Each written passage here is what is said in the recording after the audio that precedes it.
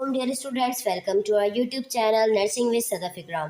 तो आज हम डिस्कस करेंगे अडल्ट हेल्थ नर्सिंग का third unit eye and ENT nursing. ये हमारी डाउ की पीपीटी है और फाइनल का यूनिट है। तो फर्स्ट ऑफ ऑल हम अपने ऑब्जेक्टिव्स को देखते हैं। Review the anatomy and physiology of I and ENT nursing, discuss the causes, pathophysiology and manifestations of the following eye and ENT nursing, discuss the diagnostic, medical and surgical management of the below mentioned disorders, apply nursing process including assessment, planning, implementations and evaluations of care provided to the clients with eye and ENT nursing। Basic mechanism क्या है hearing का, हम सबसे पहले basic mechanic देख लेते हैं, उसके बाद हम अपने टॉपिक को स्टार्ट करते हैं। Ears are important for hearing and for controlling a sense of position and balance. जैसे कि आप सबको पता है कि कान के बारे में बात हो रही है, तो कान हमारे लिए ज़रूरी है।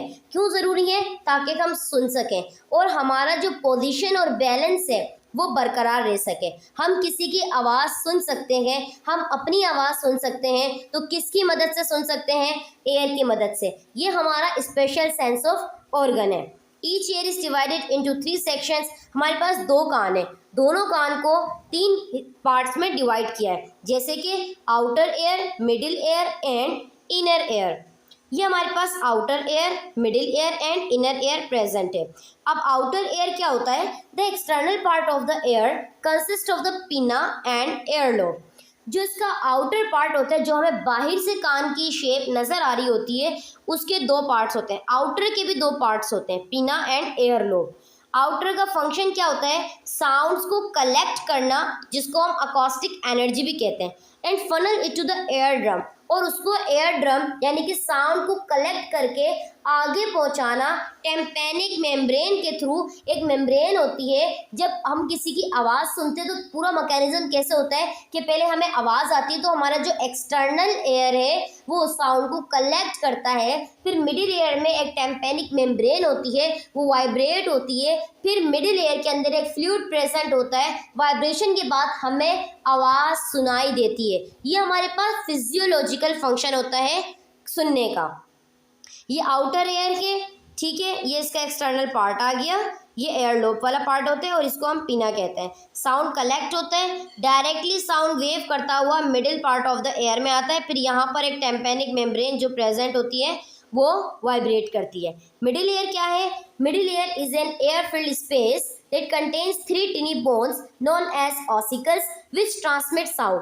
मिडिल एयर के अंदर एक एयर फिल्ड स्पेस होती है, थोड़ी सी एयर प्रेजेंट होती है और फ्लूइड भी प्रेजेंट होता है, जहाँ पर 3 बोन्स प्रेजेंट होती हैं, टिनी बोन्स, जिसको हम ऑसिकल्स कहते हैं, जो कि साउंड्स को ट्रांसमिट करती है। The bones are known individually according to their shape as the, इन तीनों बोन्स को उनकी शेप्स के अकॉर्डिंग नाम दिए गए हैं, जैसे कि मैलिस हैमर टाइप होती है, इनकस एनविल टाइप होती है, स्टेप्स स्ट्रिप टाइप होती है।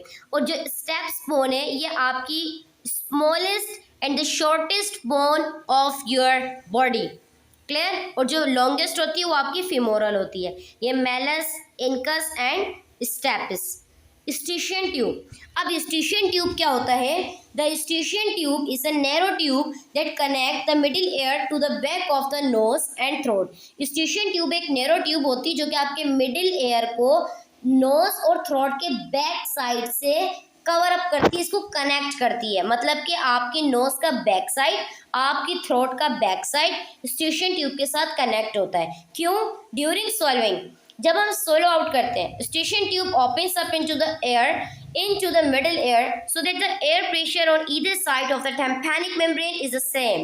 अब होता क्या है कि जब हम सोलो आउट करते हैं या जब हम च्यूइंग करते हैं या यॉनिंग करते हैं, ठीक है, तो स्टिशियन ट्यूब एज अ वेल्व काम करती है, ये ओपन हो जाती है। जब ये ओपन होती है तो हमारा जो एक्सटर्नल इन्वायरमेंट के अंदर एयर का प्रेशर होता है वो इंटर हो जाता है। जब ये इंटर होता है मिडिल एयर में तो टेम्पेनिक मेम्ब्रेन इंटरनल प्रेशर को और वो प्रेशर जो हमारी बॉडी में इंटर हुआ है उसको मेंटेन रखती है, उसको बरकरार रखती है। अक्सर क्या होता है कि जब हम यॉर्निंग करते हैं, यॉर्निंग के बाद एकदम से हमारे कान सुन हो जाते हैं और हमें सामने वाले की आवाज़ या सम टाइम अपनी आवाज़ धीमी सुनाई देती है। वजह क्या होती है कि हमारा प्रेशर मेंटेन नहीं होता। विद इन 2 to 5 सेकेंड्स वो आवाज़ जो है हमें प्रॉपर सुनाई देने लगती है। इसकी वजह क्या है कि हमारा प्रेशर मेंटेन हो जाता है। तो ये स्टेशन ट्यूब एक बहुत इम्पॉर्टेंट रोल प्ले करती है। ये स्टेशन ट्यूब की जगह है, ये आपको नज़र आ रही है। इनर एयर क्या है? Inner air contains 2 main structure. Inner air के 2 मेन स्ट्रक्चर्स होते हैं, cochlea and vestibular system. Cochlea shape of snatch shape की होती है जो कि हेयरिंग में इन्वॉल्व होती है। द राउंड विंडो जिसको हम फेनेस्ट्रा कॉक्लिया कहते हैं, एक ऐसी मेम्ब्रेन होती है जो कि कॉक्लिया को मिडिल एयर के साथ कनेक्ट करती है। किस मेम्ब्रेन के थ्रू? फेनेस्ट्रा कॉक्लिया के through. It helps dampen the vibrations in the cochlea. ये क्या काम करवाती है कि जो टेम्पेनिक मेम्ब्रेन के अंदर वाइब्रेशन होती है उसमें हेल्प करवाती है। फिर हम देखते हैं vestibular system. Vestibular system consist of semi circular canals, saccule and utricle which is responsible for maintaining balance and a sense of position। अब जो हमारा वेस्टिब्यूलर सिस्टम होता है, यहाँ पर कुछ सेमी सर्कुलर कैनाल्स प्रेजेंट होती हैं जिसको हम सेक्यूल और यूट्रिकल कहते हैं, जिसकी जिम्मेदारी क्या होती है, ये इसकी रिस्पॉन्सिबिलिटी होती है कि हमारा जो बैलेंस है और जो सेंस ऑफ पोजिशन, मतलब कि हम आवाज़ को सुन रहे हैं किस तरीके से सुन रहे। फॉर एग्जाम्पल अभी आप मेरा लेक्चर सुन रहे हो, क्लियर। अगर आप वॉइस कम करोगे तो आपको आवाज़ कम सुनाई देगी, अगर आप वॉइस तेज़ करोगे तो आपको लाउड सुनाई देगी। अगर यही आवाज़, मेरी ही आवाज़ को अगर आप स्पीकर में डाल के सुनते हो तो वहाँ पे स्पीकर अपना भी रोल प्ले करता है और आवाज़ को मज़ीद लाउड करके आपको पेश करता है, मतलब कि आपको सुनाई देती है उसकी आवाज़, क्लियर। हम इको ऑडियोनिक साउंड्स लगाते हैं, इको उसके अंदर लगा देते हैं तो आवाज़ ज़्यादा वाइब्रेट करती है, उसके अंदर धमक ज़्यादा होती है और हमें ज़्यादा सुनाई देती है, जिससे हमारी बॉडी पर इफेक्ट होता है, हमारे कान पर इफेक्ट होता है। कभी कभी क्या होता है कि एयरबड्स जब आप लगाते हो, जब आप तेज़ वॉल्यूम में सुनते हो तो आपके कानों में झंझनाहट महसूस होती है। क्यों होती है? क्योंकि जो आपकी टेम्पेनिक मेम्ब्रेन होती है ना, वो आपके मिडिल एयर में होती है और वो टेम्पेनिक मेम्ब्रेन बहुत ज़्यादा स्पीड के साथ वाइब्रेट करना शुरू हो जाती है, जिसकी वजह से आपके कानों में झंझनाहट महसूस होती है। और सम टाइम क्या होता है कि हमारा ही मोबाइल हमें नोटिफिकेशन देता है, keep your volume down for your air safe. अपने कानों की सेफ्टी के लिए अपने वॉल्यूम को डाउन रखें, क्लियर। तो क्यों देता है? क्योंकि आजकल एडवांस टेक्नोलॉजी के साथ साथ हम जो कह रहे होते हैं, जो सोच रहे होते हैं, जो बोल रहे होते हैं, हमारा मोबाइल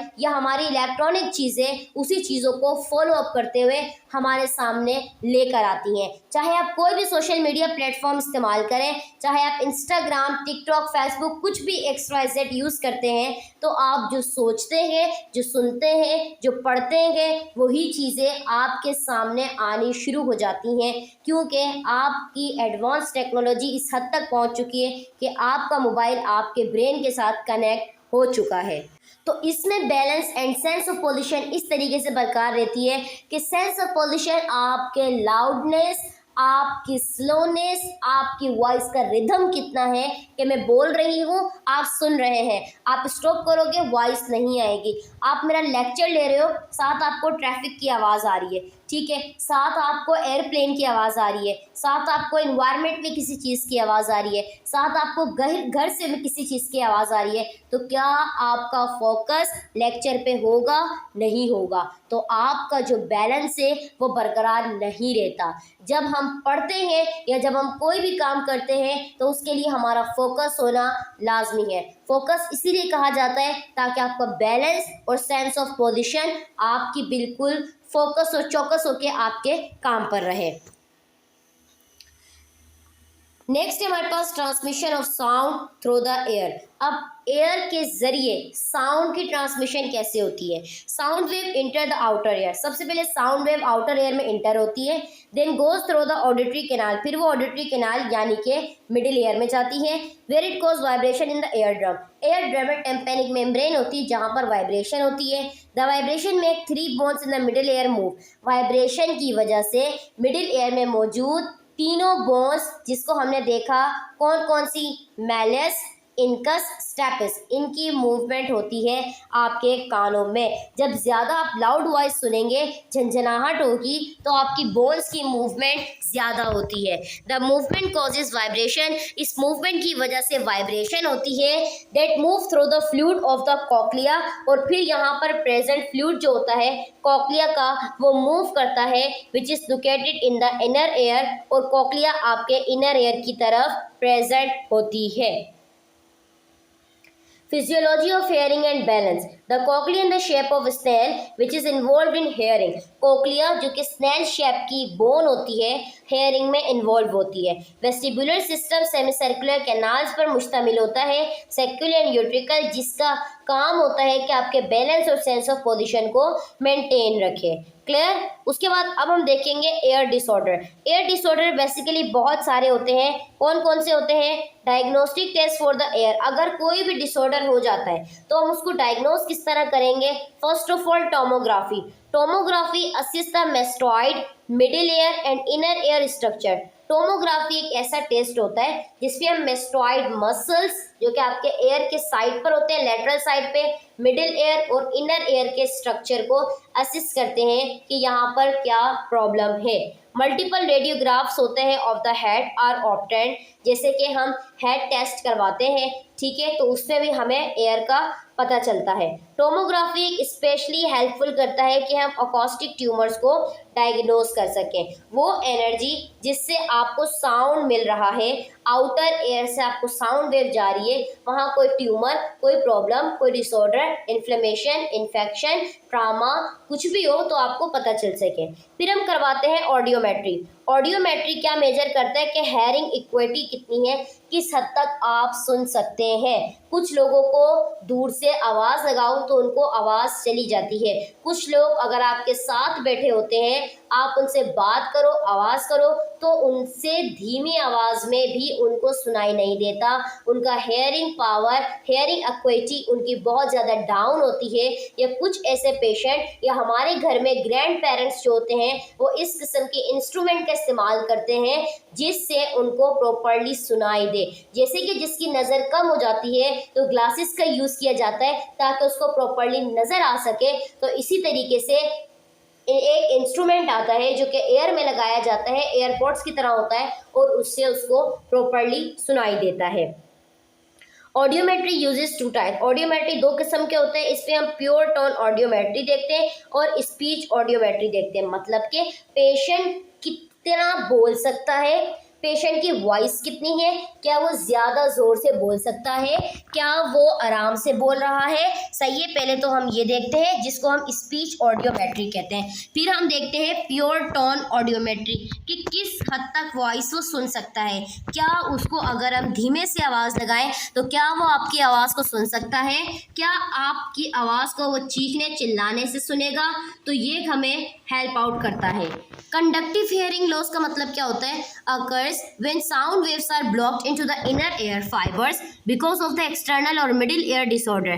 अगर साउंड वेव्स जो हैं वो आपके इनर एयर फाइबर्स में ब्लॉक्ड हो जाते हैं क्योंकि आपका जो एक्सटर्नल और मिडिल एयर डिसऑर्डर अगर हो जाता है किसी भी वजह से, चाहे आपका एक्सीडेंट हुआ, एक्सीडेंट में आपकी बोन डैमेज हो गई, ठीक है, अगर उसकी वजह से आपके साउंड वेव्स ब्लॉक हो गए तो कंडक्टिव हेयरिंग लॉस हो सकता है। सेंसोरी न्यूरल हेयरिंग लॉस क्या होता है? अगर किसी भी पैथोलॉजिकल प्रोसेस की वजह से आपके इनर एयर में और सेंसरी फाइबर के अंदर कोई भी डिसऑर्डर हो गया तो वो लीड कर सकता है आपके सेरेब्रल कॉर्टेक्स को। सेरेब्रल कॉर्टेक्स आपके ब्रेन का पार्ट है जो कि आपके हेयरिंग को बैलेंस करता है। पैथोलॉजिकल प्रोसेस कैसे हो सकता है? कोई भी माइक्रो ऑर्गेनिज्म ने आकर आप पर इन्वेड किया, हमला किया, या फिर आपको कोई भी सीवियर इन्फेक्शन हो गया तो उसकी वजह से सेंसोरी न्यूरल हेयरिंग लॉस हो सकता है।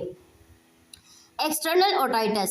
एक्सटर्नल ओटाइटिस क्या है कि एक इन्फेक्टिव, इन्फ्लामेटरी और एलर्जिक रिस्पॉन्स होता है जिसमें जो आपका एक्सटर्नल ऑडिटरी कैनाल्स और ऑरिकल्स बोन शामिल होती हैं। इसमें हम असेसमेंट किस तरीके से करेंगे? पेन, इचिंग, पेशेंट को पेन होगा, इचिंग होगी, plug feeling in the air, जैसे कुछ आपको भारीपन महसूस होना, रेडनेस, एडिमा, एक्जिडेट, पस फॉर्मेशन भी हो सकती है और हेयरिंग लॉस भी हो सकता है। इसमें हम इंटरवेंशंस क्या देंगे? Apply heat locally for 20 minutes 3 times a day, दिन में 3 बार 20 मिनट के लिए हीट अप्लाई करें। Encourage rest to assist in reducing pain, ज़्यादा से ज़्यादा रेस्ट करें। एडमिनिस्टर करेंगे कुछ एंटीबायोटिक्स और कॉर्टिकोस्टेरॉइड्स जो कि डॉक्टर ने प्रिस्क्राइब की होंगी। एडमिनिस्टर करेंगे कुछ एनाल्जेसिक्स जैसे कि एस्प्रिन या फिर एसिटामिनोफेन ताकि पेन कम हो सके। फिर हम नेक्स्ट देखते हैं माइनर्स डिजीज। माइनर्स डिजीज क्या है? एक क्रोनिक डिसऑर्डर है इनर एयर का जिसमें कैरेक्टराइज्ड है, इसमें क्या होता है? Recurrent episodes of vertigo. Vertigo मतलब कि झंझनाहट होना कान के अंदर। हेयरिंग लॉस भी हो सकता है। Tinnitus, ringing in the ears, sensation of fullness और pressure in the affected area, कान में भारीपन महसूस होना या फुलनेस फील होना।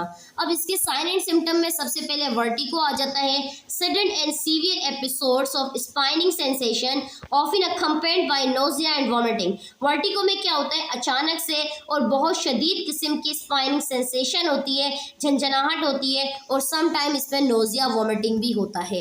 हेयरिंग लॉस में फ्लक्चुएट करेगा कि लो फ्रीक्वेंसी साउंड यानी कि बहुत कम साउंड जो होते हैं वो भी पेशेंट को सुनाई नहीं देंगे, हेयरिंग लॉस हो जाएगी। टेनाइटिस में क्या होता है? रिंगिंग, बजिंग और roaring sounds in the affected ear, यानी कि कान में सीटी बजना, रिंगिंग होना, बजिंग साउंड्स होना। ऑरल फुलनेस क्या है? कि कान में प्रेशर या फिर फुलनेस महसूस होना। अब हम देख लेते हैं आई की बात कर लेते हैं। एयर हमारा कंप्लीट हो चुका है, अब हम आई को देखते हैं। आई क्या है? Is the organ of sense of site, एक देखने का ऑर्गन, इससे हम देखते हैं जो कि आपकी ऑर्बिटल कैविटी के अंदर प्रेजेंट होता है और इसको सप्लाई कौन कर रहा होता है? Cranial nerve, second optic nerve जिसको हम कहते हैं। अच्छा, सबसे पहले तो इस पिक्चर को आप देख लें। स्क्लेरा व्हाइटिश पार्ट, आइरिस कहाँ होता है? कॉर्निया ट्रांसपेरेंट मेम्ब्रेन होती है, प्यूपिल उसके सेंटर में प्रेजेंट होता है, लेंस होता है, कंजक्टाइवा, ठीक है, vitreous fluid, choroid middle part में होता है, optic nerve, macula and retina ये प्रेजेंट होता है। अब स्ट्रक्चर क्या है? There are 3 layers of tissue in the walls of the eye. 3 layers of tissue होती है आई के वॉल्स में, यानी कि जिससे आई बॉल आपकी कवर्ड होती है। आउटर फाइब्रस लेयर में आता है sclera and cornea. Cornea basically transparent membrane होती है। क्या आप सामने से भी किसी पेशेंट को देखते हैं? बेसिकली ये हमें नज़र नहीं आती बट ये प्रेजेंट होती है। और स्क्लेरा जो कि वाइटिश पार्ट होता है कंप्लीटली तौर पे वो स्क्लेरा कहलाता है। मिडिल वेस्क्यूलर लेयर या जिसको हम यूवियल ट्रैक्ट भी कहते हैं, तो यहाँ पर ये रिच ब्लड सप्लाई होता है। Choroid, ciliary body and iris यहाँ प्रेजेंट होता है मिडिल पार्ट में और यहाँ पर ब्लड सप्लाई होता है। इनर लेयर होती है लास्ट है जो कि बहुत ज़्यादा पीछे की तरफ होती है, इनर होती है रेटिना जहाँ पर इमेज बनती है। Structure inside the eyeballs are the, अब आईबॉल के अंदर कौन कौन से स्ट्रक्चर होते हैं? लेंस, एक्वस फ्लूइड जिसको ह्यूमर कहते हैं एंड विट्रस बॉडी, ह्यूमर, ये भी दोनों फ्लूइड आई के अंदर प्रेजेंट होते हैं। ये कंप्लीट आई का स्ट्रक्चर है। अब स्क्लेरा, स्क्लेरा क्या है? White of the I, forms the outermost layer of tissue of the posterior and lateral aspects of the eyeball and is continuous anteriorly with transparent cornea. Sclera क्या है? Whitish part है आई का, ठीक है, जिसमें outer most जो layer होती है टिश्यू की पोस्टीरियर और लेटरल साइड से आई बॉल को इसने कवर किया होता है और ये कंप्लीटली तौर पर कंटिन्यूस होती है ट्रांसपेरेंट कॉर्निया के साथ, ठीक है। It consist of a firm fibrous membrane, इसके अंदर फर्म फाइब्रस मेंटेन होती है जो कि आई की शेप को मेंटेन रखती है, आई को एक्स्ट्रा ऑक्यूलर और एक्सट्रिंसिक मसल से अटैचमेंट प्रोवाइड करती है। एक्स्ट्रा ऑक्यूलर मसल्स इसका साइड पे प्रेजेंट होते हैं, एक्सट्रिंसिक मसल्स जो होते हैं वो इसके इनर साइड पर होते हैं जो कि आई को मूव करने में हेल्प आउट करवाते हैं। नेक्स्ट हमारे पास आ जाता है कॉर्निया। एंटीरियरली अगर हम देखें तो स्क्लेरा कंटिन्यूसली एक ट्रांसपेरेंट मेम्ब्रेन होती है, जहां पर एपिथेलियल मेम्ब्रेन होती है, कॉर्निया से बनी होती है, तो वो ट्रांसपेरेंट मेम्ब्रेन होती है। लाइट रेज जब पास होती है कॉर्निया के थ्रू तो वो रेटिना तक जाती है, लेकिन रेटिना तक जाने के लिए उसको बीच में काफ़ी जगहों से गुजरना पड़ता है। कॉर्निया कॉन्वेक्स एंटीरियरली, ये थोड़ी सी कॉन्वेक्स होती है और ये इन्वॉल्व होती है कि ये लाइट को रिफ्लेक्ट करती है, इसके अंदर ये लाइट को बेंड भी करती है और उसको फोकस भी करती है। अब बात क्या होती है कि जैसे आप देखते हैं, कभी आपने इस चीज़ पर गौर किया कि हम देखते कैसे हैं, हम सुनते कैसे हैं। बेसिकली आपको अल्लाह ताला ने कुदरती तौर पर 2 आँखें 2 कान दिए जिससे हम सुनते हैं। क्लियर? क्यों दिए? ताकि हम दोनों आंखों से देख सकें। आप अपनी एक आंख को बंद करके एक आंख से देख तो सकते हैं, लेकिन जब आप दोनों आंखों से देखते हैं तो वो आपको बैलेंस में दिखाई देता है, आपको अपनी सराउंडिंग्स नज़र आती है। जब आप सामने फोकस करते हो तो आपको अपने इर्द गिर्द का भी नज़र आ रहा होता है। क्लियर? तो ये आपको दोनों आंखों से नज़र आता है। अब होता क्या है कि जब भी हम किसी चीज़ को देखते हैं, बात करेंगे इस पर तो हमें 2 से 3 मिनट इसमें लग जाएंगे, लेकिन जब हम सोचेंगे तो हम ये काम, हमारी आंखें जो है वो सेकंड्स में काम कर रही होती हैं। आंखें, कान, नाक, ये जो नेचुरली अल्लाह ताला ने जो आपको गॉड गिफ्टेड ये जो हमारे पास चीज़ें होती हैं, हमें हर हाल में शुक्र अदा करना चाहिए, क्योंकि वो लोग जिनके पास आंखें नहीं है या वो लोग जिनके पास कान नहीं है, तो वो इस चीज़ के लिए तरस रहे होते हैं कि उनको आंखें मिल जाएं तो वो देख सकें, उनको कान मिल जाएं तो वो सुन सकें। तो हर हाल में अल्लाह ताला का शुक्र अदा किया करें कि आपके पास दोनों आंखें हैं जिससे आप अभी वीडियो देख रहे हो, आपके पास दोनों कान है जिससे आप सुन रहे हो, आपके पास हाथ है, आपके पास दिमाग है, आपके पास पैर है, आप चल के जाते हो, पेपर करते हो, रिजल्ट आता है, आपको खुशी होती है, आप एक नॉर्मल इंसान हो, किसी किस्म की कोई बीमारी आपको नहीं है। तो always thankful to Allah almighty. Now come to the point, होता क्या है कि कॉर्निया जब हम देखते हैं तो अब लाइट कैसे इंटर होती है। सबसे पहले वो जाती है कॉर्निया में, ठीक है। पहले हम इसी को कंप्लीट कर लेते हैं, नेक्स्ट हम अपने टॉपिक से आउट जाएंगे। अब सबसे पहले लाइट आती है कॉर्निया की तरफ। ये आपके पास फॉर एग्जांपल आई बॉल है, क्लियर, और ये आई का एक्सटर्नल पार्ट हो गया, इंटरनल पार्ट हो गया, सही। अब ये आई जो आपको नज़र आ रही है, यहाँ पर इसका कॉर्निया आपको नज़र आता है। कॉर्निया के बाद क्या होता है, यहाँ पर काफ़ी सारी वेन्स इसको इंटरनली तौर पर सप्लाई हो रही हैं, ठीक है, और यहाँ पर विट्रस फ्लूइड प्रेजेंट है, सही। अब यहाँ पर ये आपको नज़र आता है छोटा सा प्यूपिल। आपको अगर आप किसी की आंखों में देखते हो तो आपको नज़र आता है प्यूपिल, ठीक है। बेसिकली क्या होता है, प्यूपिल के इस तरफ और इस तरफ आइरिस मौजूद होता है। आइरिस भी एक आंख का पार्ट है। आइरिस क्या करता है, प्यूपिल के साइज को कंट्रैक्ट और डायलेट करता है। जब भी हम किसी चीज़ को देखते हैं, जब हम किसी चीज़ को करीब से देखते हैं तो हमारा प्यूपिल डायलेट हो जाता है, क्योंकि हम कंप्लीटली उस पर फोकस करते हैं। जब हम कोई चीज़ दूर से देखते हैं तो हमारा प्यूपिल कंट्रैक्ट होता है और हमें वो फोकस करने में इतनी ज़्यादा दिक्कत महसूस नहीं होती। तो कॉर्निया के बाद जैसे ही प्यूपिल में एंटर होती है, उसके बाद लेंस पर जाती है।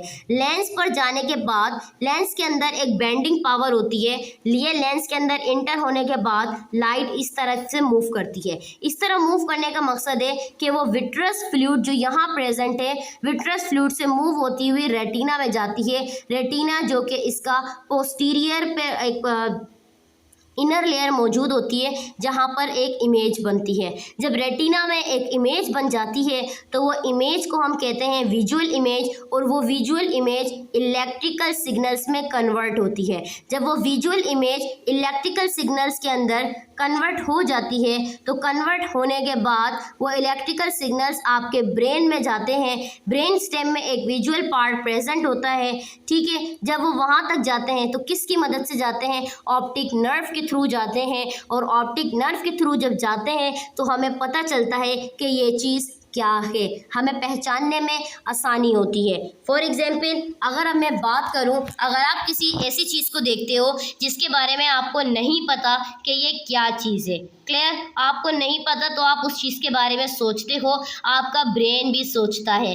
बट जब आपको पता है कि ये मोबाइल है, ये लैपटॉप है, ठीक है, हम इसको कैसे यूज़ करते हैं, तो आप फौरी तौर पे अपने सेंसेस का इस्तेमाल करोगे, हाथों का इस्तेमाल करोगे, आँखों का इस्तेमाल करोगे, कानों का इस्तेमाल करोगे और उस चीज़ को यूटिलाइज़ करोगे और वो चीज़ आपको पता होगी।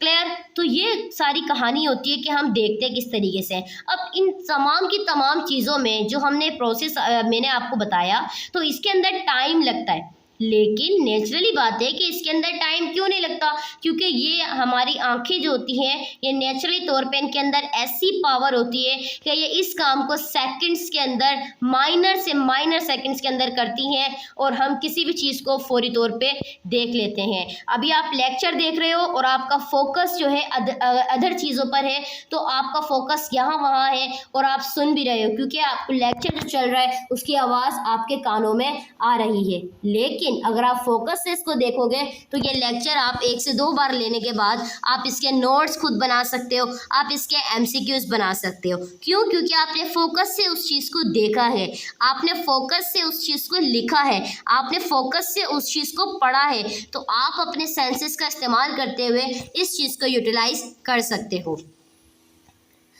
ओके, नेक्स्ट है हमारे पास कोरॉइड, जो कि इसका मिडिल पार्ट है जहाँ पर ब्लड सप्लाई ज़्यादा होता है। तो कोरॉइड क्या है? पोस्टीरियर 5th 6th पर प्रेजेंट होता है, inner surface of the sclera. अब होता क्या है ना कि ये हमारे पास जो आई बॉल मैंने बताया, ये जो आंखों से आप आगे वाला पार्ट जो नज़र आ रहा है, ये 1/6 पार्ट होता है, 1/6 पार्ट होता है और इसके पीछे जितना भी पार्ट होता है वो सारा 5th 6th प्रेजेंट होता है, क्योंकि हमें आंखों से सिर्फ आगे की आई बॉल नज़र आती है, पूरा स्ट्रक्चर हमें नज़र नहीं आता। तो क्या होता है कि जो कोरॉइड है वो इसका मिडिल पार्ट है जहाँ पर ब्लड सप्लाई होती है और यहाँ रिच ब्लड सप्लाई होता है। आगे आ गया point, very rich in blood vessels and deep chocolate brown colour होता है, जो कि आपको यहाँ नज़र आ रहा है। Light इंटर्स the I through the प्यूपिल, जैसे ही प्यूपिल के जरिए लाइट इंटर होती है, stimulates the nerve endings in the retina, तो यहाँ पर कुछ नर्व एंडिंग होती है रेटिना के अंदर जहाँ से ऑप्टिक नर्व भी सप्लाई होती है, तो उसको स्टिमुलेशन मिलती है और ये एब्जॉर्ब बाय द कोरॉइड और कोरॉइड के थ्रू ये एब्जॉर्ब होती हैं। अब कोरॉइड के थ्रू एब्जॉर्ब क्यों होती हैं? क्योंकि जैसे ही कोरॉइड यहाँ से जो इसकी आउटर लेयर होती है, ये कोरॉइड यहाँ से जब मूव करता है तो यहाँ आके सिलियरी बॉडी बन जाता है। ये आई बॉल है आपकी, ये सिलियरी बॉडी बन जाता है बिल्कुल छोटा सा। जब ये सिलियरी बॉडी बनता है तो यहाँ पर कुछ एपिथेलियल सेल्स होते हैं। एपिथेलियल सेल्स क्या करते हैं? एक्वस ह्यूमर को सिक्रीट करते हैं।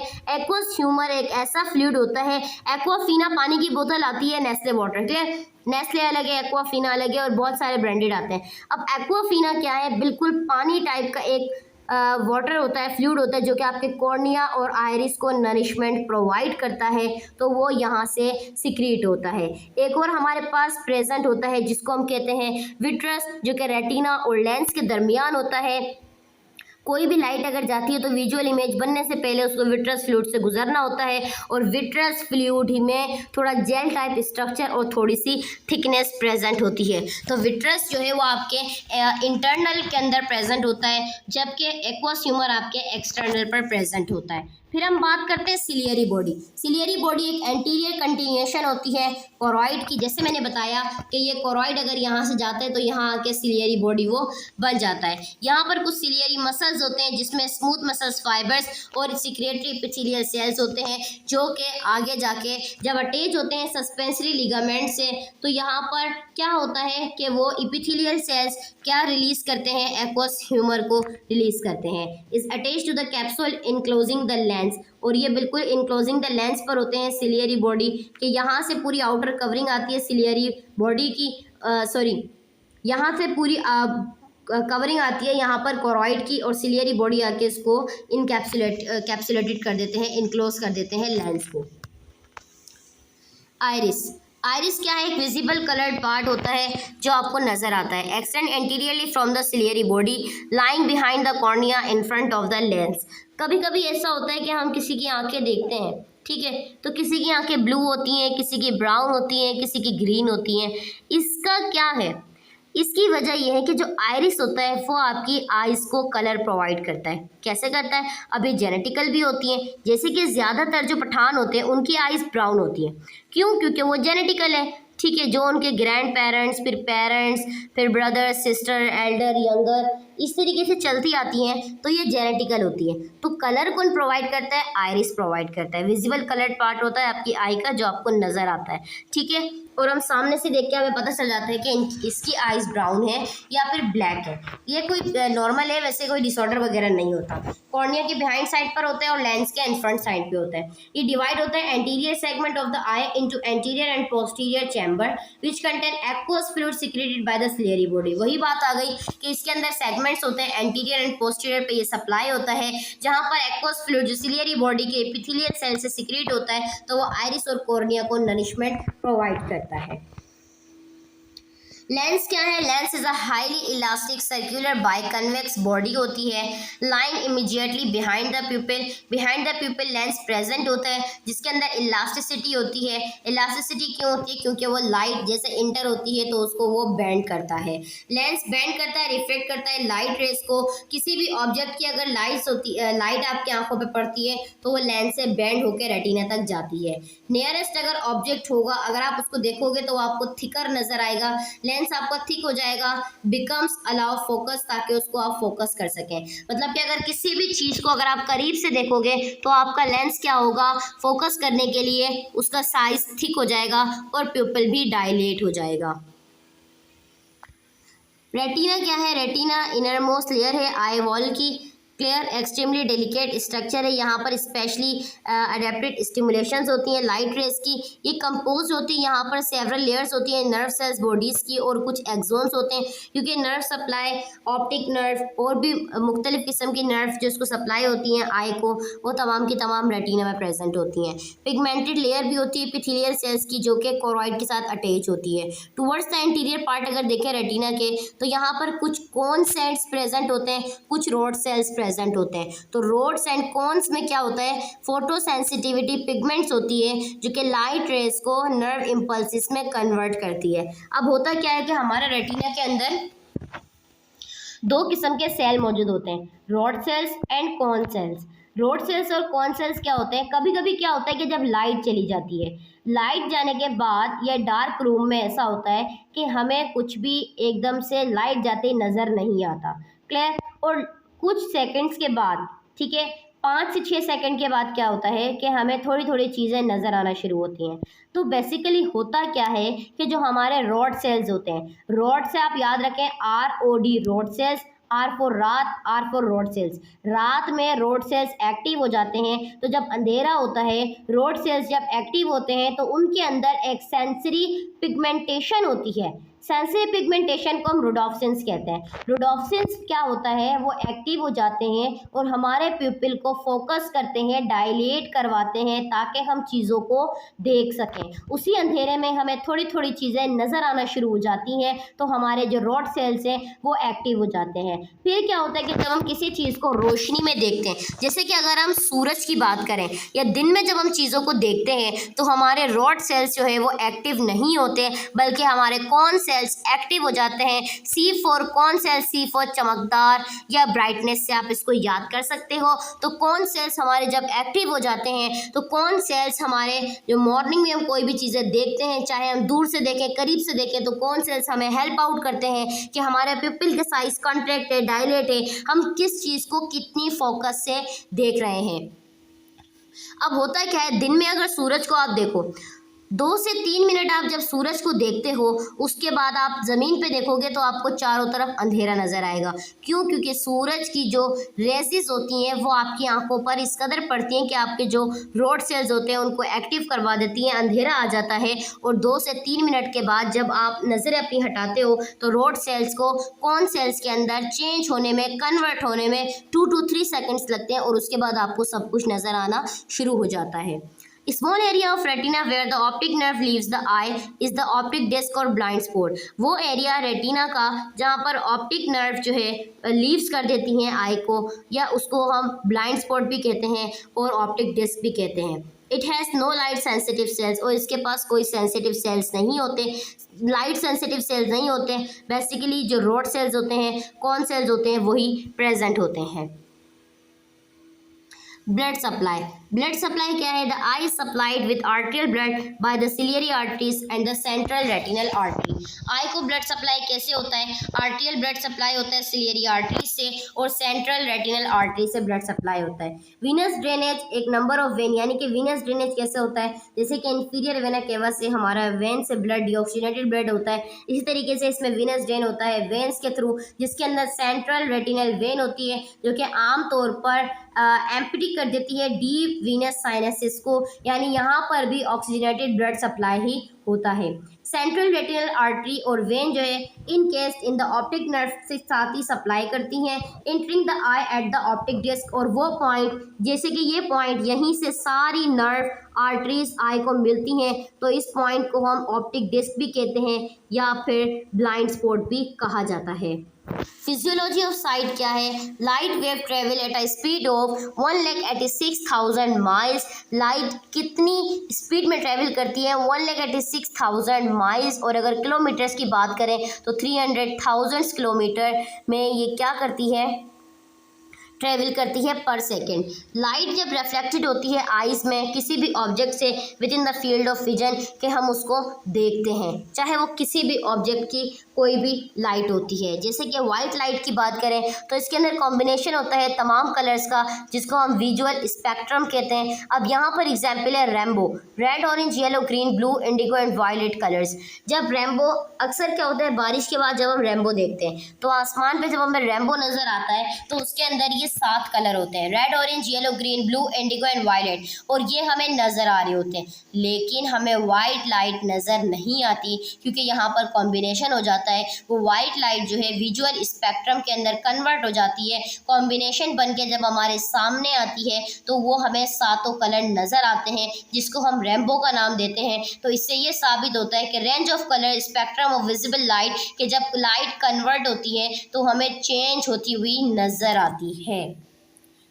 रेम्बो में क्या होता है? वाइट लाइट जो होती है फ्रॉम द सन, तो वो ब्रोकन हो जाती है रेन ड्रॉप्स की वजह से, हमें नज़र नहीं आती। उसका एक्शन क्या होता है? प्रिज्म एंड रिफ्लेक्टर, उसका रिफ्लेक्ट जो पड़ रहा होता है, जो मुख्तलिफ हमें कलर्स नज़र आते हैं जैसे कि red orange yellow green blue indigo and violet colours, तो वो हमें कलर्स नज़र आते हैं, वाइट लाइट हमें नज़र नहीं आती।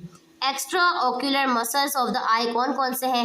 Medial rectus, lateral rectus, superior rectus, inferior rectus, superior oblique and inferior oblique. ये आपकी आई को अटैचमेंट प्रोवाइड करते हैं, साथ साथ में अप एंड डाउन मूवमेंट्स भी करवाते हैं। एसेसरी ऑर्गन्स कौन से हैं आई के? Eyebrow, eyelids and eyelashes and lacrimal apparatus, जहाँ से आपके आंसू की प्रोडक्शन होती है। टर्मिनोलॉजीज को पता होना चाहिए। ओडी मतलब कि ऑक्यूलस डेक्स्टर, राइट आई को हम ऑक्यूलर डेक्स्टर कहते हैं। ओएस ऑक्यूलस सिनिस्टर, लेफ्ट आई को कहते हैं। OU ऑक्यूलस यूटर्क, बोथ आइज, दोनों आइज को ये कहा जाता है। हाइपरओपिया, फार साइटनेस, दूर की नज़र को हम हाइपरओपिया कहते हैं। मायोटिक वो मेडिकेशन जो कि प्यूपिल को कंट्रैक्ट करती है। मीडियाट्रिक वो मेडिकेशन जो कि प्यूपिल को डायलेट करती है। मायोपिया नियर साइटनेस, करीब की नज़र को कहते हैं। न्यूक्लिएशन इंटायर आई बॉल को रिमूव करना। जेंट्रेशन आई बॉल्स को और साथ साथ उसके सराउंडिंग जो टिश्यूज़ और बोन्स हैं उसको रिमूव करना। अब हम आई के डिसऑर्डर की बात करें तो असेसमेंट कैसे करेंगे? ब्लड विजन, के पेशेंट को ब्लड विजन हो रहा है या फिर कलर परसेप्शन कम हो रही है, ये इसके अर्ली साइंस हैं। Loss of vision is gradual, जैसे कि डिसऑर्डर आई का कैसे हो सकता है? या तो पेशेंट को नज़र नहीं आ रहा, या तो कलर परसेप्शन उसकी कम हो रही है, मतलब कि उसको कलर का पता नहीं चल रहा। फॉर एग्जाम्पल ऑरेंज कलर है उसको नहीं पता चल रहा, ब्लैक कलर उसको नहीं पता चल रहा, उसको धुंधला नज़र आ रहा है, क्लियर नज़र नहीं आ रहा। ठीक है, अर्ली साइंस है। लॉस ऑफ विजन जो है ये आमतौर पर पेशेंट को होता है। कुछ हम डायग्नोस्टिक टेस्ट करवाते हैं आई के लिए, जैसे कि फ्लोरोस्केन एंजियोग्राफी। ये क्या है? एक डिटेल इमेजिंग टेस्ट होता है जिसके अंदर हम ओक्यूलर सर्कुलेशन की रिकॉर्डिंग करते हैं, मतलब कि by series of photographs after the administration of a dye. एक डाई इंसर्ट की जाती है, उसके बाद हम देखते हैं कि जो ओक्यूलर सर्कुलेशन है, ओक्यूलर मसल्स की मूवमेंट किस तरह हो रही है, उसकी आई की मूवमेंट किस तरह हो रही है। स्लिट लैम्प क्या है, अलाउ करता है कि इसके हम क्या एग्जामिन करते हैं, anterior ocular structure under microscopic magnification. इसमें हम माइक्रोस्कोप के थ्रू ऑक्यूलर मसल्स के जो एंटीरियर ऑक्यूलर मसल्स होते हैं उसकी मूवमेंट को चेक करते हैं, एग्जामिन करते हैं। कॉर्नियल स्टेनिंग एक टॉपिकल डाई होती है जिसको कंजक्टाइवल सैक के अंदर इंस्टॉल किया जाता है to outline irregularities of the corneal surface that are not easily visible. यानी कि वो कॉर्नियल सरफेस, कॉर्निया का वो सरफेस वाला पार्ट जो हमें विजिबली नज़र नहीं आता इरेगुलरिटीज़ की वजह से, यानी कि माइक्रोस्कोपिक स्ट्रक्चर्स कुछ होते हैं, तो एक डाई इंसर्ट करने के बाद उसको हम माइक्रोस्कोप के थ्रू देखते हैं। टोनोमेट्री क्या है, एक ऐसा टेस्ट होता है जिसको प्राइमरी हम किस लिए असिस्ट करते हैं कि अगर आईओपी बढ़ गया, इंट्राऑक्यूलर प्रेशर बढ़ गया या फिर पोटेंशियली ग्लूकोमा हुआ है पेशेंट को, तो उसको चेक करने के लिए हम टोनोमेट्री करवाते हैं। अब हम देखते हैं कैटरेक्ट क्या है। Cataract opacity of the lens that distort the image projected onto the retina that can progress to blindness. Cataract क्या है कि ऑपेसिटी, लेंस जो है इसके अंदर ऑपेसिटी मतलब एक ऐसी डिसॉर्ट हो जाती है, इमेज इसमें प्रॉपर्ली नज़र नहीं आती, रेटिना तक वो प्रोजेक्ट नहीं होती और इसमें ये ब्लाइंडनेस भी कॉज कर सकता है। मजीद अगर इसको ट्रीट न करें तो इसमें पेशेंट की आँख बिल्कुल ज़ाया हो जाती है। कॉजेज़ क्या है, एजिंग, स्नाइल कैटरेक्ट्स होते हैं, over time the lens start to lose its transparency and proteins start to stick together on the lens and over the time the lens become cloudy। जैसे जैसे एज बढ़ती जाती है, स्नाइल कैटरेक्ट्स की हम बात करें तो लेंस के अंदर क्या होता है, इतनी ट्रांसपेरेंसी नहीं होती, वो अपनी ट्रांसपेरेंसी को ख़त्म करता जाता है और जो प्रोटीन्स होती हैं वो स्टिकली होना शुरू हो जाती हैं। तो क्या होता है कि लेंस जो है वो टाइम के साथ साथ क्लाउडी होना शुरू हो जाता है। अगर हम कंजेनाइटल की बात करें तो बॉन्ड विद अ कैटरेक्ट के पेशेंट या बेबी की बॉन्ड ही वो कैटरेक्ट के साथ हुई है या फिर आई के साथ कोई ट्रामा हुआ है। डिजीज प्रोसेस क्या है, अगर डायबिटीज़ की बात करें, अनकंट्रोल डायबिटीज़ की वजह से भी हो सकता है। Unprotected eye exposure to sunlight, sunlight से एक्सपोजर ना बचाना उसकी वजह से भी हो सकता है। मेडिकेशन कॉर्टिकोस्टेरॉइड्स का इस्तेमाल करने की वजह से, लाइफस्टाइल जैसे स्मोकिंग करना, अल्कोहल कंज्यूम करना या फिर फैमिली हिस्ट्री में भी हो सकता है। टूल्स यूज टू डायग्नोज कैटरेक्ट्स, वो टूल्स जिससे हम कैटरेक्ट्स को डायग्नोज कर सकते हैं।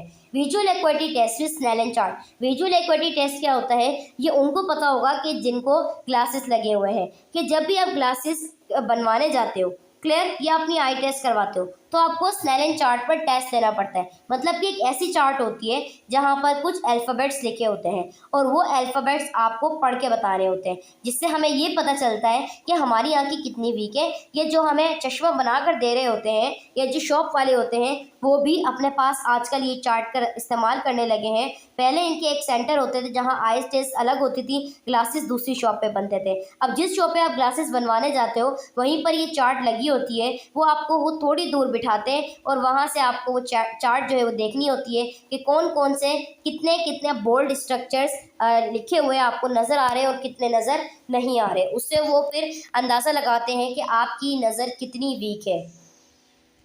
स्लिट लैम्प क्या है, helps enlarge the front areas of the I.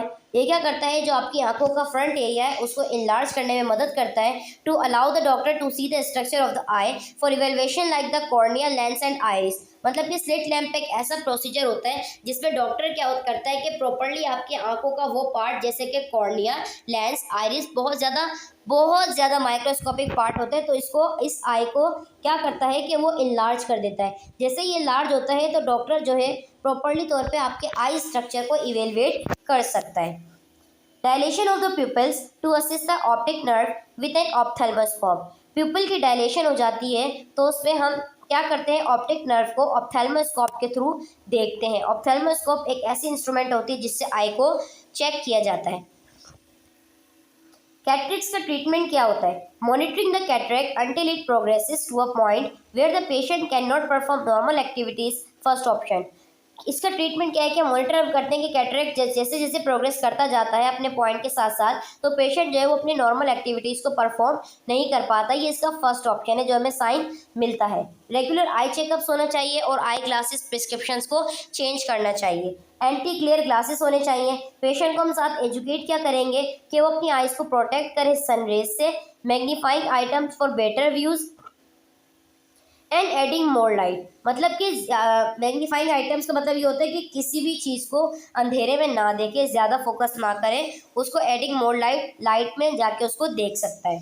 Surgery surgery में हम क्या करते हैं, remove the cloudy lens and replace it with an intraocular lens. इससे हम क्लाउडी लेंस को रिमूव कर देंगे और उसको इंट्राओक्यूलर लेंस के साथ रिप्लेस कर देंगे, जैसे आंखों का लेंस चेंज करवाया जाता है। उसके बाद हम देखते हैं फेमको emulsification.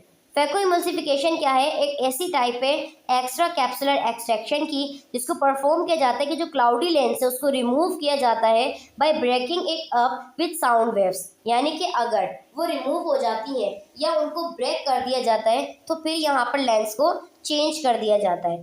The old lens is remove and a new lens called an intraocular lens is placed in the I. Old lens को जो रिमूव कर दिया जाता है और जो न्यू लेंस होता है उसको हम IOL यानी कि इंट्राओक्यूलर लेंस कहते हैं, उसको प्लेस कर दिया जाता है आईज में। This lens will stay in the I permanently and is the eyes new lens. और ये लेंस जो है परमानेंटली आई में रहता है और इसको हम आईज न्यू लेंस के नाम से भी कहते हैं। सर्जरी इंटरवेंशन क्या होगी, before one I is treated at a time. एक आई को एक ही टाइम में सर्जरी दी जा सकती है and the other I will be treated at another time. और दूसरी आई को हम कुछ टाइम के बाद उसको हम सर्जरी करते, दोनों को एक साथ नहीं कर सकते, भले पेशेंट को दोनों आंखों में कैटरेक्ट हो। एनपीयू करेंगे पेशेंट को, आई ड्रॉप्स देते हैं बिफोर द सर्जरी, सर्जरी से पहले। कुछ सर्जन को रिक्वायरमेंट्स होती हैं कि patient start instilling the eye drops 3 days before the procedure. कुछ सर्जन क्या करते हैं कि जैसे 3 दिन के बाद सर्जरी है तो प्रोसीजर से 3 दिन पहले ही वो आई ड्रॉप्स दे देते हैं, जो कि एंटी इन्फ्लेमेटरी और एंटीबायोटिक्स का काम करता है। की एजुकेशन क्या होती है, पॉइंट्स ऐसे पॉइंट्स जो कि की एजुकेशन होते हैं पेशेंट के लिए। Instil in the I that is having surgery, क्या अपनी आई को इंस्टिल रखें, मतलब कि उसको प्रॉपरली आई ड्रॉप्स के साथ रखें, जो भी प्रिस्क्रिप्शन डॉक्टर ने बताई है वो साथ साथ ले। साथ हम एजुकेट करेंगे about waiting 3 to 5 minutes before instilling the other type of eye drop medication so it gives the eye enough time to absorb the first medication. अगर आप आई को आँख में ड्रॉप डालने के बाद 3 से 5 मिनट तक आपने उसको वेट करना है ताकि जो आपने मेडिसिन आई में डाली है वो प्रॉपरली एब्जॉर्ब हो जाए और उसके बाद आपने दूसरी मेडिकेशन का इस्तेमाल करना है। साथ डिमॉन्स्ट्रेट करना है how to instil the eye drops in the conjunctival sac of the eye, कि उसने ड्रॉप्स किस तरह डालने हैं, किस पोजीशन में डालने हैं, ये भी आपने पेशेंट को गाइड करना है। अब आफ्टर सर्जरी क्या होते हैं, position on non surgical site. Non surgical site यानी कि वो आंखें या वो आंख, जैसे कि राइट पे सर्जरी हुई है तो राइट साइड पे आप करवट नहीं दोगे पेशेंट को, लेफ्ट साइड पर दोगे। आई शील्ड वॉर्म पहनाना है पेशेंट को सर्जरी के बाद। पर surgeon recommendation and when remove where glasses through out the day. जब आई शीट को रिमूव कर दिया जाता है तो ग्लासेस दिए जाते हैं कि वो ग्लासेस को पहन के रखें। वाइल स्लीपिंग और napping wear the eye shield, जब वो सोए या नैप के दौरान आई शील्ड को पहन लें ताकि आई को रब होने से और किसी भी ट्रामा से बचा सकें। आई ड्रॉप्स की नीड होती है, एंटीबायोटिक और एंटी इन्फ्लेमेटरी का काम करता है। यूज़ क्लीन हैंड्स, हाथों को धो के उसके बाद आई ड्रॉप्स का इस्तेमाल करना है। Restricting activities that could increase I pressure, उन एक्टिविटीज़ से बचना जिसकी वजह से आई प्रेशर ज़्यादा बढ़े, जैसे कि हैवी लिफ्टिंग, ज़्यादा वेट नहीं उठाना, रनिंग, कफिंग, नज़ला ज़ुकाम वगैरह ना हो, बैंडिंग नहीं करना, मतलब कि जैसे कि पेशेंट बेंडिंग हो जाता है जैसे एक्सरसाइज वगैरह करते हैं। स्विमिंग नहीं करनी। Can watch TV as desired, TV देख सकता है लेकिन दूर से, ज़्यादा करीब से जैसे मोबाइल ना चलाए, इस तरीके की चीज़ें यूज़ नहीं कर सकता। पेन शुड भी मिनिमल, पेन को कम करना है, एसिटोमिनोफिन देनी है उसको। नॉर्मल इचिंग होगी, डोंट रब, इचिंग के दौरान वो रब नहीं करे उसको। ब्लडनेस हो सकती है, नॉर्मल फॉर फ्यू डेज, ये कुछ दिनों के लिए है। और एबनॉर्मल क्या है कि अगर सीवियर पेन हो या फर्दर डिक्रीज इन विजन, कि सर्जरी के बाद आपको प्रॉपर नज़र ही नहीं आ रहा, लाइट फ्लैशेस पड़नी है, फ्लोटर्स हो रहे हैं, मतलब कि कुड इंडिकेट रेटिनल डिटेचमेंट, तो ये इंडिकेट कर सकता है कि जो आपकी रेटिना है वो डी अटैचमेंट हो गई है। प्रूलेंट ड्रेनेज हो रही है या एक्सेसिव रेडनेस हो रही है या फिर फीवर हो रहा है, इस तरीके के अगर सिम्टम्स आ रहे हैं तो ये एबनॉर्मल है और इसमें आपने नोटिस करके डॉक्टर को बताना है। ग्लूकोमा क्या है? Glaucoma is a group of eye condition that can damage the optic nerve leading to vision loss and blindness. Glaucoma एक ऐसी ग्रुप ऑफ आई कंडीशन है जो कि ऑप्टिक नर्व की डैमेज होने की वजह से हो सकती है और इसमें विजन लॉस भी हो जाता है, ब्लाइंडनेस भी होती है। It is often associated with elevated intraocular pressure. ये कब होती है? कि जब आपका IOP बढ़ जाए, but normal tension glaucoma also exist, लेकिन ये नॉर्मल टेंशन की वजह से भी, टेंशन ग्लूकोमा की वजह से भी हो सकती है। ये नॉर्मल ड्रेनेज चैनल है। ग्लूकोमा में क्या क्या होता है? टाइप्स होती है हमारे पास कुछ ग्लूकोमा की। Primary open angle glaucoma most common form है, ये ग्रेजुअल लॉस ऑफ विजन। इसमें क्या होता है कि अगर प्राइमरी ओपन एंगल ग्लूकोमा हुआ है तो इसमें पेशेंट का लॉस ऑफ विजन हो जाता है, पेशेंट देख नहीं सकता। एंगल क्लोजर ग्लूकोमा हुआ है, सडन ऑनसेट अचानक होता है और ये मेडिकल इमरजेंसी में होता है। नॉर्मल टेंशन ग्लूकोमा क्या है कि ऑप्टिक नर्व डैमेज होने की वजह से होता है, जब आपका आईओपी भी नॉर्मल होता है लेकिन ऑप्टिक नर्व जो है वो डैमेज हो जाती है। असेसमेंट किस तरह कर लेंगे? Early sign include diminish accommodation and increase intraocular pressure. Accommodation आपकी खत्म हो जाएगी और इंट्राओक्यूलर प्रेशर बढ़ जाएगा। प्राइमरी ओपन एंगल ग्लूकोमा में क्या होगा? पैलनेस होता है, विजन चेंजेस आएंगी इसके अंदर, रिजल्ट इन टनल विजन, यानी कि या तो आपको नजर नहीं आएगा, डबल डबल नजर आएगा, ब्लड नजर आएगा। प्राइमरी एंगल क्लोजर ग्लूकोमा में क्या होता है? ब्लड विजन होगा, हेलो साउंड्स होंगे, lights and ocular erythema. Halo sound क्या होते हैं? जैसे कि फॉर एग्जांपल हम सामने देख रहे हैं और हमें ऐसी चीज़ें नज़र आ रही होती हैं जो कि हमारे सामने नहीं होती। जैसे समटाइम आपको ब्लैक स्क्रीन नज़र आती है, ब्लैक डॉट्स नज़र आते हैं। अंधेरे के बाद जब आप अक्सर आप लाइट में जाते हो तो आपको ब्लैक ब्लैक नज़र आता है, उसको हम कहते हैं हेलो साउंड। डायग्नोस्टिक टेस्ट क्या होता है? टोनोमेट्री करवाएंगे। ये टेस्ट जो है प्राइमरीली किस लिए असिस्ट किया जाता है? ये इस तरीके से टेस्ट होता है और इसमें हम इंट्राओक्यूलर प्रेशर और पोटेंशियल ग्लूकोमा को असिस्ट करते हैं। तो ये एमसीक्यूज में आ सकता है कि ग्लूकोमा के लिए कौन सा डायग्नोस्टिक टेस्ट करवाया जाता है, तो टोनोमेट्री जो टेस्ट है वो ग्लूकोमा के लिए करवाया जाता है। मेडिकल मैनेजमेंट क्या होगी इसकी? टॉपिकल मेडिकेशंस देते हैं लोअर ताकि इंट्राओक्यूलर प्रेशर को कम कर सकें, बीटा ब्लॉकर्स देते हैं, प्रोस्टाग्लैंडिन एनालॉग्स देते हैं और अल्फा एगोनिस्ट देते हैं। ओरल मेडिकेशन भी प्रिस्क्राइब करते हैं कुछ केसेस में। लेज़र थेरेपी यानी कि लेज़र ट्रेबिक्यूलोप्लास्टी की जाती है ओपन एंगल ग्लूकोमा के लिए, जिसको अप्लाई किया जाता है ट्रेबिक्यूलर मेशवर्क के नाम से कहा जाता है। An area made up of tiny channels where fluid drains from the eye to improve drainage. और ट्रेबिक्यूलर मेशवर्क क्या होता है कि एक ऐसा एरिया जहाँ पर टिनी चैनल्स प्रेजेंट होते हैं, आई का जब इंट्राओक्यूलर प्रेशर बढ़ जाता है तो उसको ड्रेन किया जाता है। Surgical intervention in severe cases, कुछ केसेस में पहले सर्जिकल इंटरवेंशंस की जाती हैं। ट्रेबिक्यूलोलैक्टोमी, ट्रेबिक्यूलोलैक्टोमी में क्या होता है? एक ऐसी टाइप है ग्लूकोमा सर्जरी की जिसको आई में परफॉर्म की जाती है, that create a new pathway for fluid inside the eye to be drain, जिसमें आई के लिए एक न्यू पाथवे बनाया जाता है ताकि हम फ्लूइड को ड्रेनेज कर सकें। शंट इम्प्लांटेशन क्या होती है? Small devices implanted into the eye to drain excess fluid. एक ऐसी स्मॉल डिवाइस जो है वो आई के अंदर इम्प्लांट कर दी जाती है कि जिससे हम ज़्यादा जो इंट्राओक्यूलर प्रेशर फ्लूइड होता है उसको हम ड्रेन आउट कर सकें। इंटरवेंशंस क्या होगी? अक्यूट एंगल क्लोजर ग्लूकोमा के लिए treat acute angle closure glaucoma as a medical emergency. Medical emergency में इसको ट्रीट किया जाता है। इसमें हम मेडिकेशन को एडमिनिस्टर करते हैं जो कि हमें प्रिस्क्राइब होती हैं ताकि हम इंट्राओक्यूलर प्रेशर को कम कर सकें। इसमें हम क्लाइंट को प्रिपेयर करेंगे पेरिफेरल इरिडेक्टोमी, यानी कि सर्जिकल रिमूवर होती है, आइरिस के पोर्शन की रिमूव करते हैं, या जो रूट होती है, region of root, leaving the pupillary margin and sphincter pupillae muscles intact. इसमें हम सर्जिकल रिमूवल कर देते हैं, समटाइम आइरिस के पोर्शन की रिमूविंग कर देते हैं, या फिर ऐसा मार्जिन स्पिंस्टर होता है जहाँ पर मसल्स इंटैक्ट कर रहे होते हैं, जहाँ अक्यूज ह्यूमर जो है फ्लो करता है पोस्टेरियर तौर पे एंटीरियर चैम्बर से। मतलब एक्वस ह्यूमर क्या करता है? कॉर्निया और आइरिस को नरिशमेंट प्रोवाइड करता है, जैसा कि हमने पहले देख लिया। तो वो पोस्टीरियर से जैसे इंटीरियर की तरफ आता है इंटीरियर चैम्बर में, तो उस पॉइंट पर भी हम उसको यानी कि सर्जरी करके रिमूव कर सकते हैं। इंटरवेंशन क्या होती है क्लाइंट्स के लिए? अगर ग्लूकोमा का पेशेंट है, instruct the client on the importance of medication. Client को हमने इंपॉर्टेंस बतानी है कि मेडिकेशंस की क्या इंपॉर्टेंट है और किस तरीके से आप इसको ले सकते हो। टू कंस्ट्रिक्ट द प्यूपल्स मायोटिक्स, ताकि प्यूपिल के जो साइज है वो कंस्ट्रिक्ट हो सके। To decrease the production of aqueous humour, ताकि एक्वस ह्यूमर की प्रोडक्शन भी कम हो सके। कार्बोनिक एनहाइड्रेस इनिबिटर्स देंगे। And to decrease the production of aqueous humour and intraocular pressure, beta blockers देने से क्या होगा कि इंट्राओक्यूलर प्रेशर और एक्वस ह्यूमर की प्रोडक्शन भी कम हो जाएगी। फिर हम क्लाइंट को इंस्ट्रक्ट करेंगे need for life long medication use के, उसने अब लाइफ लॉन्ग मेडिकेशन यूज़ करनी है, उसने मेडिकेशन को छोड़ना नहीं है। क्लाइंट को हम इंस्ट्रक्ट करेंगे कि वो मेडिक अलर्ट ब्रेसलेट का इस्तेमाल करें, मतलब कि आंखों पर जो शील्ड वगैरह दी जाती है उसका इस्तेमाल करें। क्लाइंट को हम इंस्ट्रक्ट करेंगे कि avoid anticholinergic medication, anticholinergic medication की अवॉइड करें अगर वो कोई भी मेडिसिन ले रहा है या अगर उसको दी जाती है तो वो नहीं ले। फिर हम देखते हैं कि रेटिनल डिटेचमेंट क्या होती है। अभी हमने पढ़ा था रेटिनल डिटेचमेंट, तो डिटेचमेंट और separation of the retina.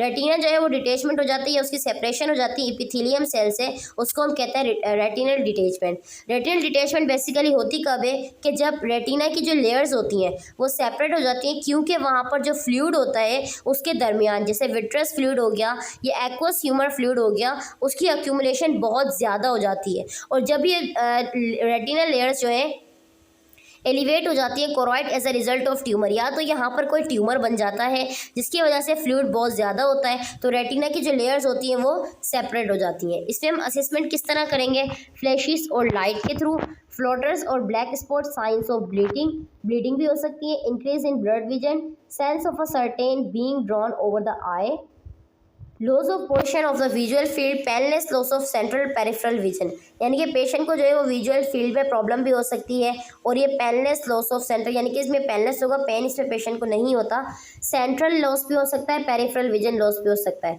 Central loss का मतलब ये होता है कि आप जब सामने देख रहे हो तो आपको इर्द गिर्द की चीज़ें भी नज़र आ रही है, तो मतलब आपका फोकस सेंट्रल पर है, बट आपको पेरिफेरल चीज़ें जो आपके अराउंड चीज़ें वो भी नज़र आ रही हैं। अगर सेंट्रल लॉस होगा तो आपको सामने की चीज़ नज़र नहीं आएगी, इर्द गिर्द की चीज़ें नज़र आएंगी, और अगर पेरिफेरल लॉस होगा तो अगर आप सेंटर में देख रहे हो तो सिर्फ आपको सेंटर नज़र आएगा, इर्द गिर्द में आपको ब्लड नज़र आएगा। इमीडिएट इंटरवेंशन इसमें क्या होती है कि हम इसमें पेशेंट को बेड रेस्ट का कहते हैं, दोनों आइज़ को वो कवर करें पैचेस के साथ जो कि प्रिस्क्राइब की गई हैं, फर्दर मोर डिटेचमेंट ना हो, speak to the client before approaching, patient से हमने बात करनी है, अगर हम कोई भी प्रोसीजर करने जा रहे हैं तो उस पहले हमने उसको बताना है, पोजीशन करनी है, क्लाइंट का जो हेड है वो ऊंचा रखना है हमने, protect the client from injury, उसको इंजरी से बचाना है, अवॉइड जर्की हेड मूवमेंट्स के, उसकी ज़्यादा हेड की मूवमेंट ना हो, मिनिमाइज आई स्ट्रेस, आई पे ज़्यादा स्ट्रेस ना हो, क्लाइंट को हम प्रिपेयर करेंगे सर्जिकल प्रोसीजर के लिए जो भी हमें प्रिस्क्राइब किया होगा, जैसे एनेस्थीसिया देना है, आई ड्रॉप्स देने हैं, कोई मेडिकेशन देनी है। फिर हम सर्जिकल प्रोसीजर की तरफ बढ़ते हैं, तो सर्जिकल प्रोसीजर में क्या होता है, draining fluid from the sub retinal space, जो सब रेटिनल स्पेस होता है वहाँ से फ्लूइड को ड्रेन करते हैं तो रेटिना जो है नॉर्मल अपनी पोजीशन में आ जाता है। सीलिंग रेटिनल ब्रेक्स, यानी कि बाय क्रायोसर्जी, एक कोल्ड प्रॉप का इस्तेमाल किया जाता है जो कि स्क्लेरा पे अप्लाई किया जाता है ताकि जो इन्फ्लेमेटरी रेस्पॉन्स है जिसकी वजह से एडिशंस यानी कि बेंडिंग हो गई है रेटिनल, उसको हम तोड़ सकें। सीलिंग हो जाती है, रेटिना जो है वो ब्लॉक हो जाता है तो उसको हम क्रॉप कर सकें। फिर आ जाते हैं डायाथर्मी। डायाथर्मी क्या है कि इसके अंदर इलेक्ट्रोड निडल का इस्तेमाल किया जाता है और हीट का इस्तेमाल किया जाता है स्क्लेरा में ताकि इन्फ्लेमेटरी रेस्पॉन्स को स्टिमुलेट कर सकें। लेज़र थेरेपी में क्या होता है, स्टिमुलेटेड इन्फ्लेमेटरी रेस्पॉन्स, ये भी किसी भी दी जाती है लेज़र थेरेपी ताकि इन्फ्लेमेटरी रेस्पॉन्स को स्टिमुलेट कर सकें। Seal small retinal tears before the detachment occurs, अगर रेटिनल टेयर्स वहाँ पर प्रेजेंट है, एडिशंस अगर वहाँ पर हो गई है तो उसको डिटेचमेंट होने से पहले ही हम यहाँ पर सील कर सकते हैं। पोस्ट ऑपरेटिव इंटरवेंशंस क्या होती है कि आई पैचेस जो कि दी गई हैं वो उसने लगा के रखनी है, जैसे कवर शील्ड वगैरह होती है। हेमरेज देखना है कि ब्लीडिंग तो नहीं हो रही, प्रिवेंट करना है उसको नोजिया वोमिटिंग ना हो, रेस्टलेसनेस ना हो पेशेंट क्योंकि इसकी वजह से हेमरेज भी कॉज हो सकता है। मॉनिटर करेंगे कि सडन या फिर शार्प आई पेन ना हो, अगर हो रहा है तो वो फिजिशियन को नोटिफाई करे। मैक्यूलर डिजेनरेशन, मैक्यूलर डिजेनरेशन क्या है, a deterioration of the macula the area of central vision, जो सेंट्रल विजन का जो एरिया होता है उसको हम मैक्यूला कहते हैं, वहाँ पर डिटोरिएशन हो जाए। कैन बी एट्रोफिक, अगर वो एट्रोफिक हो जाता है एज की वजह से, एज रिलेटेड की वजह से या ड्राई होने की वजह से। और एग्जैक्टिव वेट, अगर ज़्यादा एग्जैक्टिव पस फॉर्मेशन हो गई है वहाँ पर, ये ज़्यादा वेट होने की वजह से, ज़्यादा ड्राई होने की वजह से, एज की वजह से एट्रोफिक हो सकता है। इसमें हम असेसमेंट क्या करते हैं, और decline in central vision, decline हो जाता है, ब्लड विजन होता है और डिस्टोर्शन होने लगती है पेशेंट को, मतलब सेंटर उसको नज़र नहीं आता। फिर हम इंटरवेंशंस क्या देते हैं, इनिशिएट स्ट्रेटजीज होती हैं कुछ जिसको असिस्ट किया जाता है कि मैक्सिमाइम रिमेनिंग विजन, ताकि जो उसको रिमेनिंग विजन है जो उसको नज़र आ रहा है वो उसको मैक्सिमाइज कर सके कि उसको ज़्यादा से ज़्यादा नज़र आए, एंड मेंटेनिंग इंडिपेंडेंस कि वो खुद से देख सके। लेज़र थेरेपी देते हैं, फोटो डायनेमिक थेरेपी देंगे और मुख्तलिफ किस्म की थेरेपीज दी जाती हैं जो कि डॉक्टर ने प्रिस्क्राइब की होती हैं ताकि जो लीकिंग ब्लड वेसल्स हैं नियर द मैक्यूला, मैक्यूला के अराउंड पर जो भी ब्लड वेसल्स हैं जो कि लीक हो रही हैं, अगर वो सील हैं तो उसको हम सील आउट कर सकें ताकि लीक ब्लड वेसल्स अपना काम प्रॉपर्ली करें। फिर ओक्यूलर मेलानोमा, अब ये मोस्ट कॉमन मैलिग्नेंट आई ट्यूमर है और ये अक्सर अडल्ट्स में होता है। ये ट्यूमर यूजुअली फाउंड होता है यूवियल ट्रैक्ट, यानी कि यूवियल ट्रैक्ट जहाँ पर ब्लड सप्लाई ज़्यादा होता है और ये इजीली जो है वो फैलता भी है पूरी आँख में क्योंकि यहाँ पर रिच ब्लड सप्लाई ज़्यादा होता है। इसमें हम असिस्मेंट क्या करेंगे, ब्लरिंग विजन भी हो सकती है इसके अंदर, इंक्रीज इंट्रा ऑक्यूलर प्रेशर, इसमें आईओपी भी आपका बढ़ सकता है, चेंज ऑफ आइरिस कलर, इसमें आइरिस का कलर भी चेंज हो सकता है। इंटरवेंशंस क्या देंगे, न्यूक्लिएशन यानी कि इंटायर बोल को रिमूव किया जाता है सर्जिकली तौर पे और बोल को इम्प्लांट किया जाता है, इंसर्ट किया जाता है ताकि बेस ऑफ अ सॉकेट प्रोस्थीसिया यानी कि आई बोल को तो रिमूव कर देते हैं लेकिन दूसरी आई बोल को फिर वहाँ पे इंसर्ट किया जाता है ताकि आई की बेस को सॉकेट प्रोस्थेसिस को नजर आए, आई की जो बेस है वो नजर आनी चाहिए लेकिन वो काम नहीं करती। Radiation is given via radioactive plaque that is sutured to the sclera.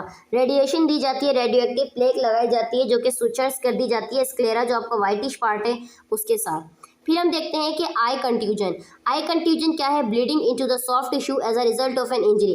किसी भी इंजरी की वजह से अगर आई के सॉफ्ट टिश्यू के अंदर ब्लीडिंग होती है तो उसको हम आई कंट्यूजन कहते हैं। ये कंट्यूजन तकरीबन आपकी जो आई है उसको ब्लैक कर देती है, डिस्कलरेशन हो जाती है और ये 10 दिन तक रहती है, जिसमें पेन होता है, फोटोफोबिया होता है, एडिमा, डिप्लोपिया, डबल विजन होता है। इसमें हम पेशेंट को क्या इंटरवेंशन देते हैं, प्लेस आइस ऑन द आई। आई पे जो है वो ठंडा रखें, मतलब जैसे ठंडा रखने के लिए आई सप्लाई वगैरह की जाती है। पेशेंट को इंस्ट्रक्ट करेंगे रिसीव थ्रू आई एग्जामिनेशन कि वो आई एग्जामिनेशन अपना कराए थोरोली यानी कि फौरी तौर पे। फिर हम देखते हैं कि फ्लेफराइटिस क्या होता है। ब्लेफराइटिस क्या, inflammation of the eyelid margins. Eyelids की अगर जो मार्जिन्स होते हैं वहाँ पर अगर इन्फ्लेमेशन हो जाए involving the hair follicle and glands, hair follicles भी शामिल हो, ग्लैंड्स में हो जाए, किस वजह से होती है, या तो बैक्टीरिया मोस्ट कॉमन है स्टेफिलोकोकस ऑरियस की वजह से या फिर सिबोरिक और मेबोनियम ग्लैंड डिसफंक्शन की वजह से होता है। क्लिनिकल मैनिफेस्टेशन क्या है कि रेड एंड स्वाइलिन हो जाती है इसके अंदर आईलिड्स जैसा कि पिक्चर में नजर आ रहा है। क्रस्टिंग एंड स्केलिंग हो जाती है बेस ऑफ द आईलैशेस पर, इची और बर्निंग सेंसेशन भी होती है। इसमें हम नर्सिंग इंटरवेंशंस क्या देंगे, warm compressor to alleviate symptom, warm compressor apply करेंगे ताकि सिम्टम्स कम हो सकें। आईलिड्स हाइजीन, जेंटल क्लीनिंग करेंगे उसको आराम से, टॉपिकल एंटीबायोटिक्स देंगे जो कि प्रिस्क्राइब की होंगी डॉक्टर ने और एजुकेट करेंगे कि अपने हाइजीन को प्रॉपर रखें। फिर हम देखते हैं उसके बाद हमारे पास दूसरा आ जाता है हेडोलियम। हेडोलियम यानी कि स्टाई, एक्यूट इन्फेक्शन होता है sebaceous gland as the base of the eyelash. Eyelash जो होती है उसके बेस पर सबीशियस ग्लैंड जब प्रेजेंट होते हैं वहाँ पर इन्फेक्शन हो जाता है। एटियोलॉजी किस वजह से होता है, स्टेफिलोकोकस ऑरियस इन्फेक्शन की वजह से। और इसमें साइन एंड सिम्टम क्या होते हैं, pain, redness, swelling, formation of pus भी हो जाती है, पस फिल्ड बम्प बन जाता है आईलिड के ऊपर जो आपको नजर आ रहा है। टेंडरनेस भी होती है, टच करने से इसमें टेंडरनेस ज़्यादा होती है। नर्सिंग इंटरवेंशन क्या होगी, वार्म कंप्रेसर अप्लाई करेंगे टू प्रोमोट ड्रेनेज ताकि ये प्रॉपर्ली ड्रेनेज हो के खुद ही सही हो जाए। टॉपिकल एंटीबायोटिक्स देंगे, ऑइंटमेंट्स देंगे यानी कि क्रीम वगैरह अवॉइड करेंगे कि स्क्वीजिंग और प्रॉपिंग स्टाइल ना हो, मजीद ये ना फैले। इंकरेज करेंगे गुड हैंड हाइजीन का ख्याल रखें। फिर हम देख लेते हैं नेक्स्ट हमारे पास आ जाता है चैल्जियन। चैल्जियन क्या है, पेनलेस क्रॉनिक इन्फ्लेमेटरी नोड्यूल और सिस्ट बन जाता है मेम्बोनियम ग्लैंड्स के अंदर। किस वजह से, या तो मेम्बोनियम ग्लैंड डक्ट के अंदर कोई ऑब्स्ट्रक्शन हो जाती है और इसके हमारे पास क्लिनिकल मैनिफेस्टेशन क्या होते हैं, ग्रेजुअल डेवलपमेंट होती है, painless lump of the eyelid, mild redness भी होती है, स्वेलिंग भी होती है और ये ब्लड विजन भी कॉज कर सकती है अगर ये लंप जो है वो ज़्यादा बड़ा हो जाता है। इसमें हम नर्सिंग इंटरवेंशन क्या देंगे, वार्म कंप्रेसर देंगे ड्रेनेज को प्रोमोट करने के लिए, टॉपिकल स्टेरॉइड्स देंगे, एंटीबायोटिक्स देंगे, सर्जिकल ड्रेनेज करेंगे परसिस्टेंट केसेस में और पेशेंट को हम आईलिड हाइजीन की एजुकेट करेंगे किस तरीके से वो अपनी हाइजीन को प्रॉपर रख सकता है। ये हमारे पास कैल्जियन वर्सेस स्टाई, ये इसके डाउन साइड पर होते हैं और ये इसके अपर साइड पर होते हैं। तो इसमें आपने देखना है, इसमें जो मेम्बोनियम ग्लैंड्स होते हैं वो ब्लॉक हो जाते हैं और इसमें ऑयल ग्लैंड्स जो होते हैं वो ब्लॉक हो जाते हैं। फिर हम देखते हैं ट्रैकियोमा। ट्रैकोमा क्या है, क्रॉनिक और कंटेजियस फॉर्म है, कंजक्टिवाइटिस होती है, किसकी वजह से होते हैं, क्लेमाइडिया ट्रैकोमाइटिस की वजह से। इसमें साइन एंड सिम्टम क्या होते हैं, बेसिकली क्लेमाइडिया ट्रैकोमाइटिस क्या है, एक बैक्टीरिया है। फॉलिकुलर कंजक्टिवाइटिस होता है, इन्फ्लेमेशन हो जाती है कंजक्टिवा की, scaring of the conjunctiva and corneal air की स्कैरिंग होने लगती है, आईलैशेस के अंदर एबनॉर्मेलिटीज आती हैं, ये ट्राइकियासिस की होने तरह लगने लगती है। नर्सिंग इंटरवेंशंस क्या देंगे, एडमिनिस्टर करेंगे सिस्टमेटिक एंटीबायोटिक्स जो कि प्रिस्क्राइब की होंगी, पेशेंट को एजुकेट करेंगे कि इंपॉर्टेंस क्या है, पर्सनल कम्युनिटी हाइजीन किस तरह रखें, सर्जिकल इंटरवेंशंस देंगे, एडवांस केसेस में फॉलोअप करवाएंगे, उसको बताएंगे कि आपने फॉलोअप किस तरह करना है, मॉनिटर किस तरह करेंगे, प्रिवेंट कॉम्प्लिकेशन ताकि हम उसको मजीद कॉम्प्लिकेशन से बचा सकें। तो ये तो आज का हमारा टॉपिक। अगर इसमें आपको कोई कन्फ्यूजन हो, कोई डिफ़िकल्टी हो तो उसके क्वेश्चन आप कमेंट सेक्शन में पूछ सकते हैं। Thank you so much.